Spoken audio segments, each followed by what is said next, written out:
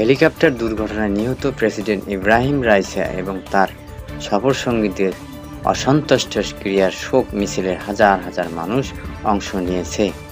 মঙ্গলবার দেশটির পূর্ব আজারবাইজান প্রদেশ রাজধানীর তাবরিজের একটি কেন্দ্রীয় স্থানে অনেক মানুষ জড়ো হয়ে প্রয়াত প্রেসিডেন্টকে স্মরণ করছে, শোক জানাচ্ছে।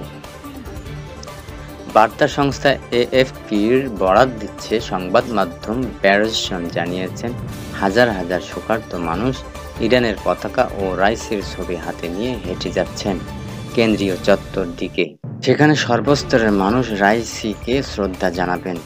হেলিকপ্টার বিধ্বস্ত হয়ে নিহত ইরানের প্রেসিডেন্ট ইব্রাহিম রাইসি মরদেহ এখনও দেশটির রাজধানী তেহরানে নেওয়া হয়নি। রাইসি সহ নিহত সবার মরদেহ গতকাল সোমবার থেকে ইরানের উত্তর পশ্চিম অঞ্চলের তাবরিজ শহরে রাখা হয়েছে। সেখানে জানাজা হবে। এরপর রাইসি মরদেহ নেওয়া হবে তেহরানে।